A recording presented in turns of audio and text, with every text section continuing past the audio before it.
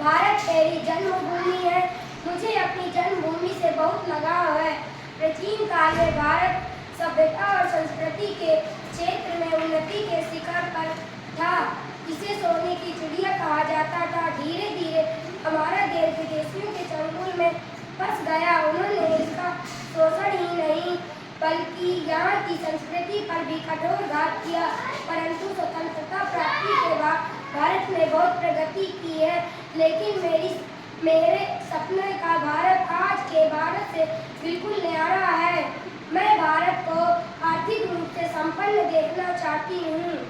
आत्मनिर्भर भारत अभियान इस योजना का प्रारंभ 2020 में प्रधानमंत्री श्री नरेंद्र मोदी जी ने कोरोना संकट के दौरान में भारत की अर्थव्यवस्था को सुधारने के लिए 20 लाख करोड़ रुपए के तहत पैकेज का ऐलान किया था। अब हमारा एक ही सपना आत्मनिर्भर भारत हो। अपना आत्मनिर्भर एक दूरदर्शी पहल है जिसका मुख्य उद्देश्य भारत को हर क्षेत्र में आत्मनिर्भर बनाना है।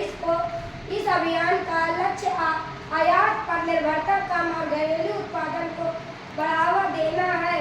वोकल फॉर लोकल का नारा भी इस भावना को दर्शाता है।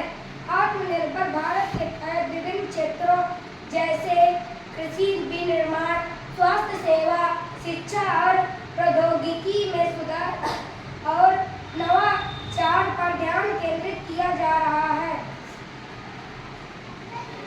भारत को आत्मनिर्भर बनाना केवल एक विचार ही नहीं संकल्प है। आत्मनिर्भर भारत का अर्थ है अपने देश के संसाधनों और कौशल के बल पर विकास करना। मैं एक भारतीय होने के नाते सपने को साकार करने में अपनी भूमिका निभाना चाहती हूँ। इसके लिए मैंने महत्वपूर्ण कार्यों का संकल्प लिया है। स्थानीय उत्पादों का उपयोग। मैं हमेशा मेड इन इंडिया के तहत बने हुए उत्पादों को ही खरीदूंगी और दूसरों को भी इसके लिए प्रेरित करूंगी। विदेशी वस्तुओं की जगह अपने देश में बनाए सामान का उपयोग आत्मनिर्भरता की दिशा में पहला कदम होगा। कौशल विकास और शिक्षा में मैं अपने आसपास के बच्चों को पढ़ाने में मदद करूंगी और स्वयं भी नई नई तकनीकी सीखकर अपने कौशल को बढ़ाऊंगी। आत्मनिर्भर भारत के लिए शिक्षित और कुशल युवा की असली ताकत है।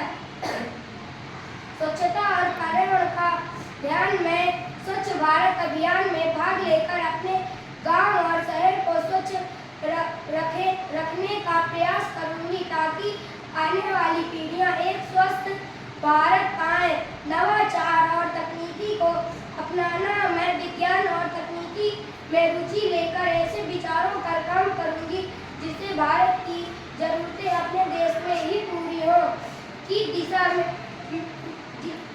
हो डिजिटल इंडिया की दिशा में भी मैं अपना योगदान दूंगी। गरीबों और किसानों की मदद में समय समय पर गरीबों और किसानों की सहायता के लिए सामूहिक प्रयासों का हिस्सा बनूंगी। यदि हमारा किसान मजबूत होगा तो देश भी मजबूत होगा।